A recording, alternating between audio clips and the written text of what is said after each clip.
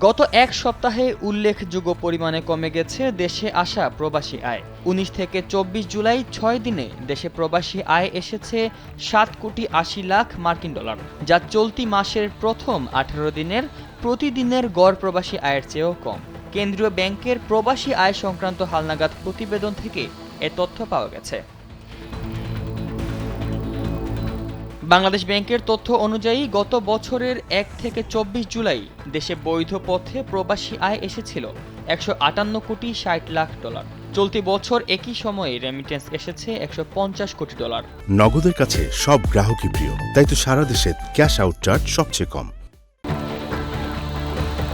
অন্যদিকে ২০২৩ সালের ১ থেকে ১৮ জুলাই প্রবাসী আয় এসেছিল ১২৯,৭০,০০,০০০ ডলার, আর চলতি বছরের ১ থেকে ১৮ জুলাই অর্থাৎ ইন্টারনেট ব্ল্যাকআউটের আগ পর্যন্ত দেশে বৈধ পথে প্রবাসী আয় এসেছে ১৪২,২০,০০,০০০ ডলার, যাতে দেখা যায় গত বছরের তুলনায় চলতি বছরের জুলাইয়ের প্রথম ১৮ দিনে প্রবাসী আয় বেড়েছে।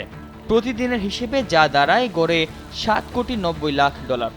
এর বিপরীতে ইন্টারনেট ব্ল্যাকআউট চলাকালে অর্থাৎ গত ১৯ থেকে ২৪ জুলাই পর্যন্ত ৬ দিনে এসেছে এর চেয়েও কম প্রবাসী আয়। গত ১৯ থেকে ২৪ জুলাই পর্যন্ত ব্যাংকিং কার্যক্রম চলেছে মাত্র একদিন। কোটা সংস্কার আন্দোলন ঘিরে সহিংসতা নিয়ন্ত্রণে আনতে ১৯ জুলাই শুক্রবার রাত থেকে কারফিউ জারি করেন সরকার। এরপর মঙ্গলবার পর্যন্ত বন্ধ ছিল ব্যাংক। ইন্টারনেট সংযোগ না থাকায় বন্ধ ছিল ব্যাংকের অনলাইন লেনদেনও। এরপর ২৪ জুলাই বুধবার ব্যাংক চালু হয়। ওই দিন লেনদেন চলে বেলা ১১টা থেকে ৪ ঘন্টা। ব্যাংকিং কার্যক্রম বন্ধ থাকায় ১৯ জুলাই থেকে ২৩ জুলাই পর্যন্ত সম্ভব ছিল না বৈধ পথে দেশে প্রবাসী আয় আসাও। এ সময়ের মধ্যে পাঠানো প্রবাসী আয় গত বুধবার ব্যাংক খোলার প্রথম দিনেই দেশের ব্যাংকে জমা হওয়ার কথা ছিল, কিন্তু সেটি হয়নি।